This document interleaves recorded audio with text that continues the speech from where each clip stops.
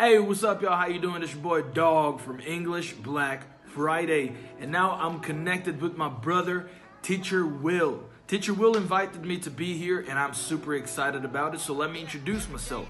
So for those who don't know me yet, my real name is Rodrigo, or as they say in Portuguese, which happens to be my mother tongue, it's Rodrigo. I was born and raised in this big city called Belo Horizonte. In English, it means beautiful horizon. So let me talk to you a little bit about my routine.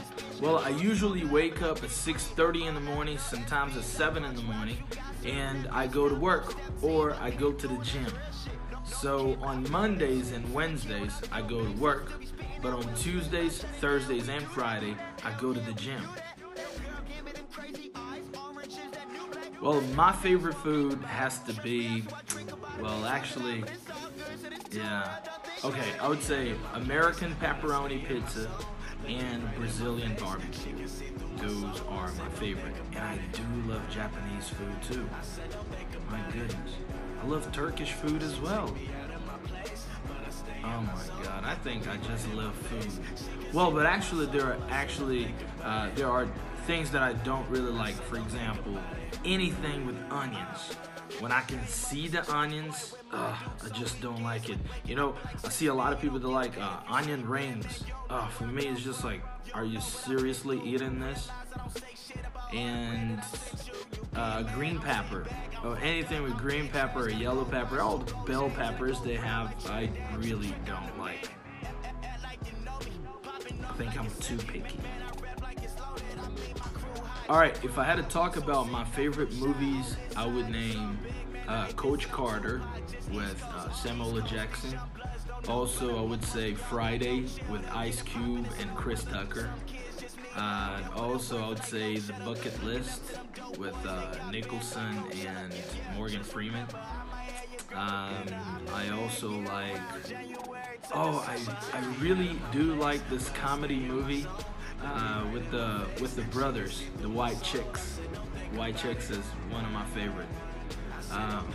Yeah, I really do love movies. So, and as you can see, most of the movies I've watched and most of the movies I like is with black people in it, because I really do love the Black American culture, and I really want to talk just like they do.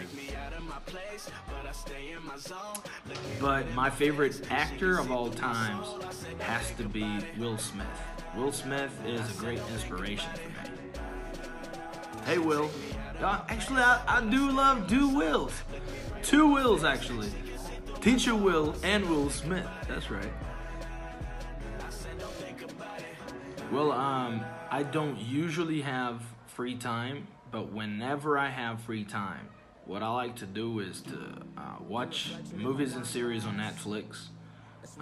I like to think about new classes that I can teach my students. I do like to hang out with my friends, go to bars and restaurants so we sit down and talk, drink and eat. And also, I really do love to sing, so usually I sing in the car. If you guys follow me at English Black Friday or EBF Dog on Instagram, you'll see me singing all the time. My favorite color has to be black, and my favorite day of the week is Friday. I really love Friday because it feels like it's the beginning of the weekend, and I usually have a lot of fun on the weekend. It's not that I don't have a lot of fun during the week, but I mean Saturday and Sunday I do have a lot of fun, so Friday just represents the beginning of it, so I like it. Well, I think English is a very important language to learn, because if you do speak this language, you can communicate with people around the world. I've had the opportunity to travel to several different countries, and because of English, I can communicate with everybody. So I've never had problems going to Asia or to Europe or to North America, because I can communicate. So learning this language has really been important for me. And also, I grew up in a very poor family, so we didn't really have money, and my father passed away when I was 12 years old. So, life was kind of tough in the beginning. And well, English has actually given me a career. Because of English, I could travel abroad. Because of English, I could get my first job. And because of English, I can keep my job. So this has been really important for me. It's been paramount, definitely. So why did I become a teacher? I've always been in love with English, right? And when I was 17, I had an opportunity to go to school and to learn English. I had been to regular school all my life, but I had never had a chance before that to go to an English institute to study English. So when I was 17, I had the opportunity, and I met this teacher, and this teacher has played such an important role in my life. He made me want to be like him, and he could see the possibility and the capability I had to become a teacher.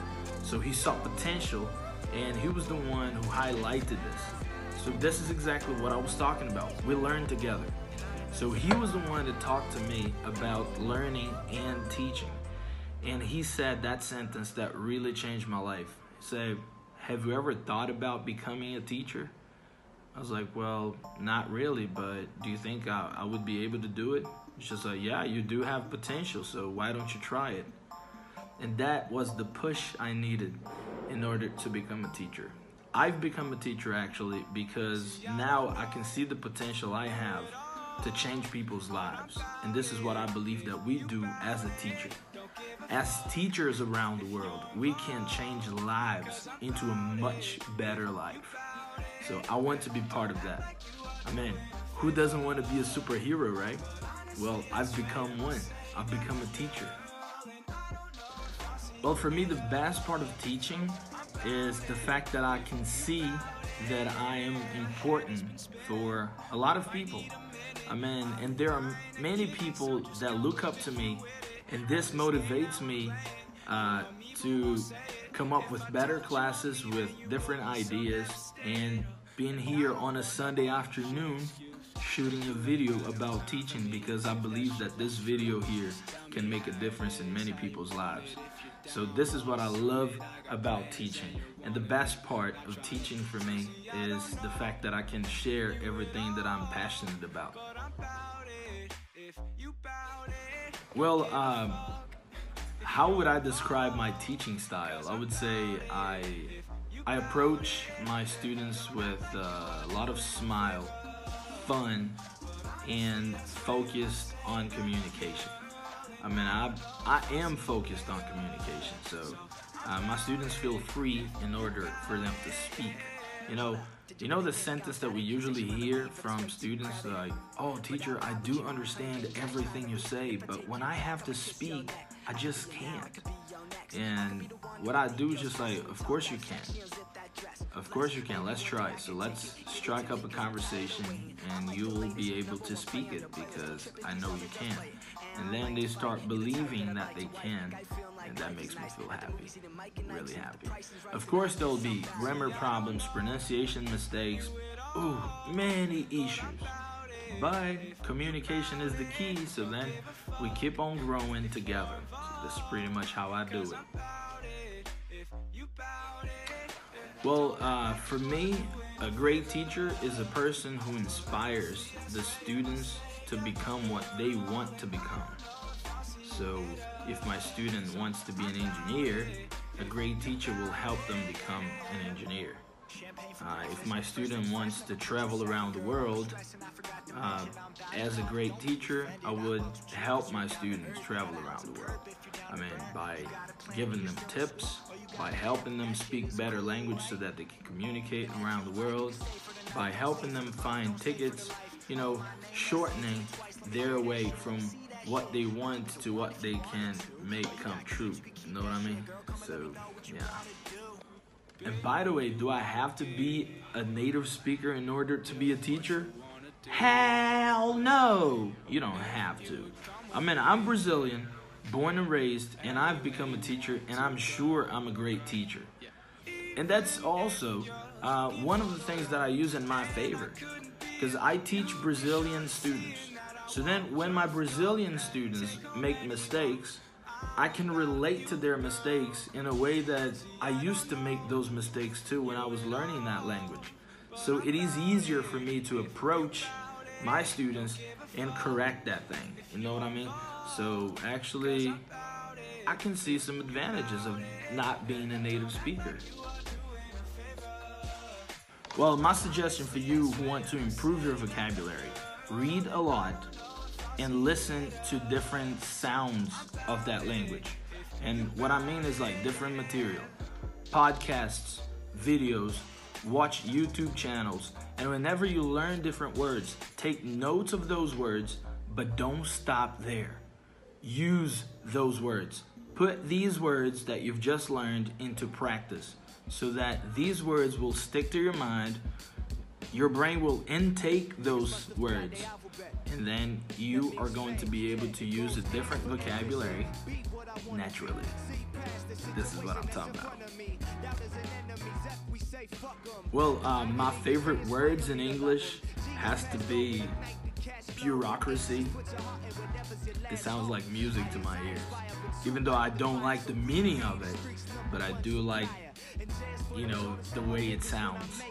Bureaucracy. And also I like, it's a very simple word. I use that all the time, and the word is about. About is my favorite. I think that's my number one. So bureaucracy, about. I really like holler, or holla at your boy. Yeah, I like that. Alright, so since we're talking about words, let me talk about my favorite slang terms. My favorite slang term, one of the slang words that I like is what it do. What it do. What it do is just like what's up. I've learned this from friends of mine in Houston, Texas back in the day. And yeah, what it do is my number one. I would also say I really like lit. Oh yeah, that's lit, which means that's cool. And I also like on fleek. It's like, man, your hair is on fleek, which means really cool as well. And also I like when people change the meaning for that. They change the meaning of that word using the antonym. It's just like when you say, wow, hey, take a look at the girl over there. Well, whenever the students understand, whenever any person understands that the only person you should impress is yourself, you wouldn't be shy at all. Who cares about judgments? People are judgmental. But this is only about yourself. Your learning is your learning. That's your life. I know there are people that are very shy. I used to be one of those. But whenever I understood that I should be better than myself yesterday, and then I understood that the only competition, the only judgment that would affect me would be my own. And then I just started speaking. A lot of people said that to me in the beginning. Oh, you didn't say that word correctly. And I'll say, yeah, but I'm still learning, so don't worry about it. Tomorrow, I'm not going to make the same mistakes. Tomorrow, I'm going to make some different mistakes. And I'm going to learn from those mistakes too. And then shyness was over. You know what I mean? Nowadays, you have a lot of opportunity to understand what is going on in the world due to the access that we have to social media. Facebook, YouTube, Instagram, Twitter, and some other social medias out there. Social media has really, really, really assisted people in order to learn English, in order to learn how to cook, in order to connect with people from around the world and understand cross-culture understanding. You know what I mean? So it has really helped. I'm only here talking to you and learning together with my brother Will and teaching together with my brother Will because of social media. This here is possible right now because of social media. You know what I mean? So it is really important, and he has really assisted a lot of people in order to learn and in order to improve that skills. Well, of course, there are the cons. You know, we have a lot of pros, but we have some cons. And for me, what frustrates me about teaching is the teaching competition. Sometimes just talk to a couple of colleagues, and instead of learning from one another, they try to compete. For me, it doesn't make any sense. You know, a lot of people ask me how I've learned English. And when I say I've learned, it's because I believe that I've never stopped. I started in the past and I continue today. And I did it, or I have done it, through rap music. You know what I mean? It all started back in 2003 with Nelly, Eminem, Dr. Dre, Snoop Dogg, 50 Cent. And, well, it has really, really helped me because now I can sound better. I can use vocabulary that they used to do, that they used to use in the songs. And, well, I can speak as fast as I can because of rap music. So I can think a little faster and I can talk like that and it sound more like black people in America, just like I wanted to sound like when I was a little kid. You know what I mean? So I love it. It has really helped me. And also, it gave me identity in English. So whenever I speak Portuguese, I sound like one person. And whenever I speak English, I sound like a different person. And that gave me a certain identity that many people just look at me and say, wow, you do sound like those rappers sometimes.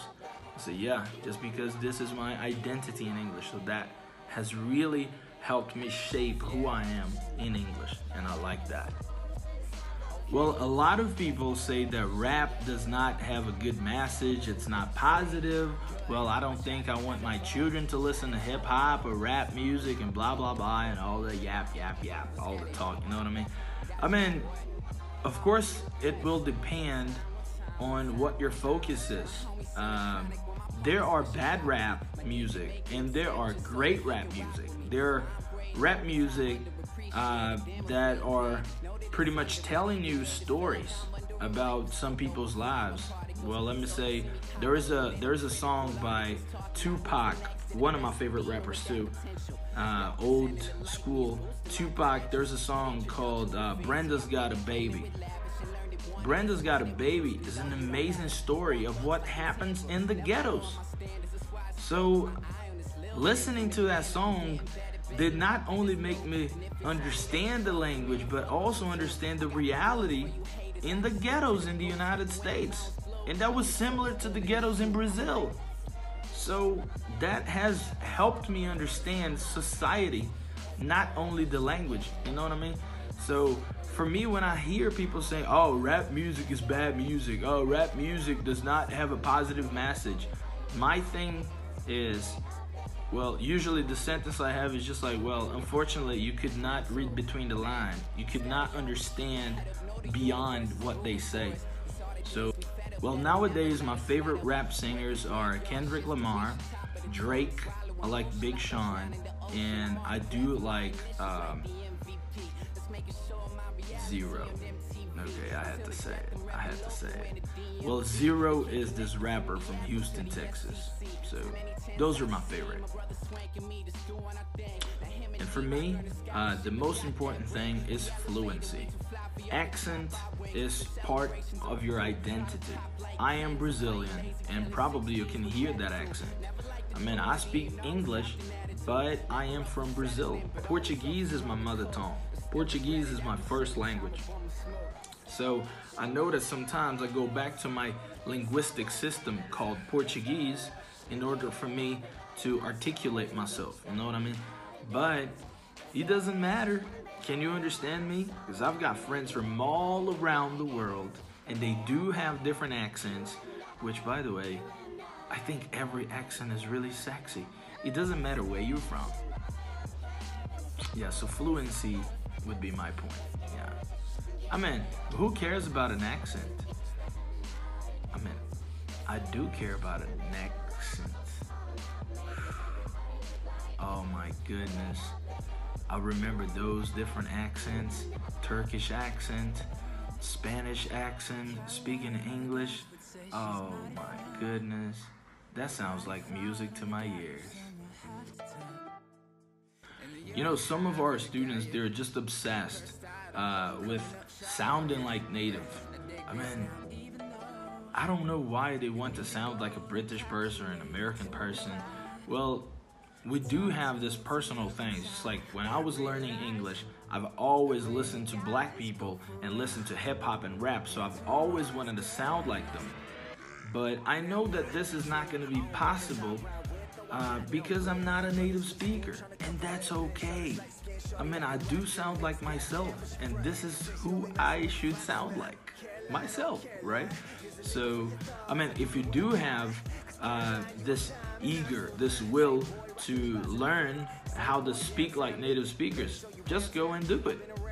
But, I mean, you don't have to obligate others to do so. You know what I mean? I don't know why some of our students are obsessed with sounding like a native speaker, but I don't think it's necessary. If you can communicate, as I said before, that would be fine. That was Teacher Rodrigo, English Black Friday, sharing his experience and insight.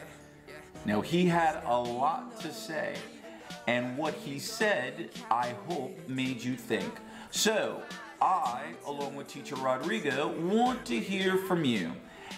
Answer the following question and make a comment below. What have you learned?